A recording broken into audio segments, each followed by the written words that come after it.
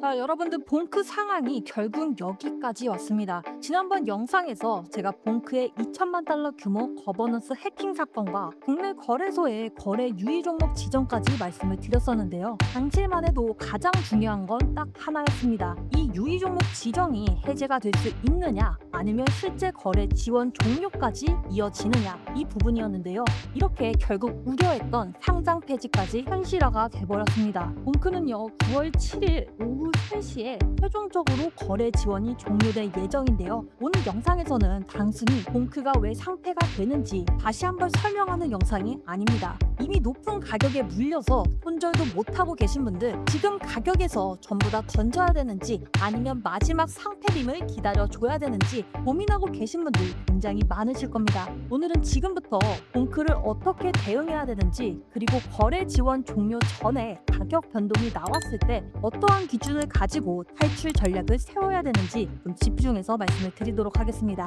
먼저 여기까지 오게 된 이 과정을 다시 한번 연결을 해보시면, 시작은 봉크다오에서 발생했던 대규모 보안 사고였습니다. 봉크다오는요 악의적인 거버넌스 제한으로 약 2천만 달러 규모의 봉크가 빠져나가는 그런 사고를 겪었습니다. 일반적인 스마트 컨트랙트 코드 해킹과는 조금은 달랐는데요. 공격자가 거버넌스 구조를 악용해서 악성 제한을 통과시켰고 다오가 가지고 있던 이러한 대규모 자산을 빼냈던 사건이었습니다.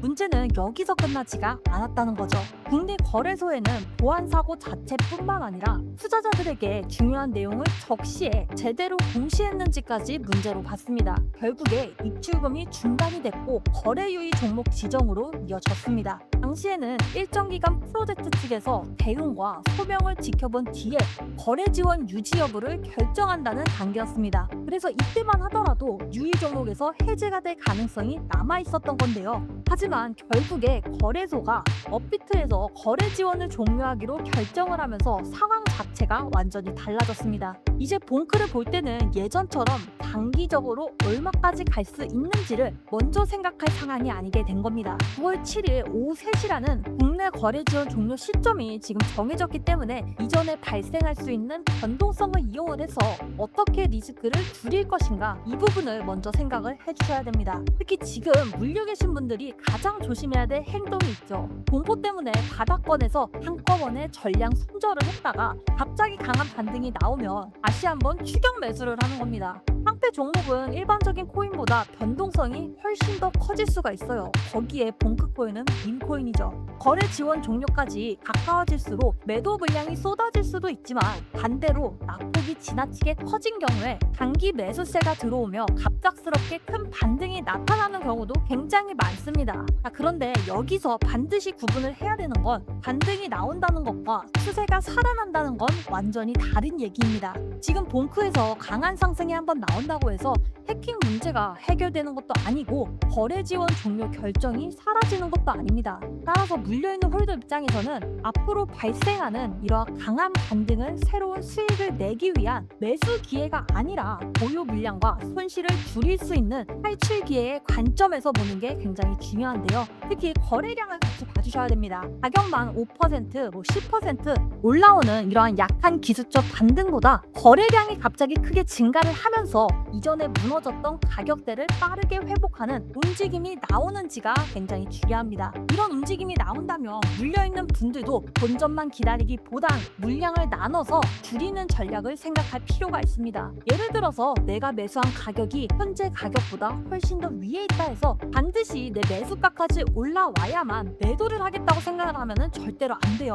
상태가 결정된 종목에서는 본전이라는 가격이 시장에 아무런 의미가 없기 때문이죠. 시장은 내가 얼마에 샀는지를 모릅니다. 그래서 반등이 강하게 나왔을 때 일부를 먼저 정리하고 추가 상승이 이어지면 남은 물량을 단계적으로 줄이는 이러한 매매로 리스크를 관리하는 방법을 가져가 주셔야 됩니다.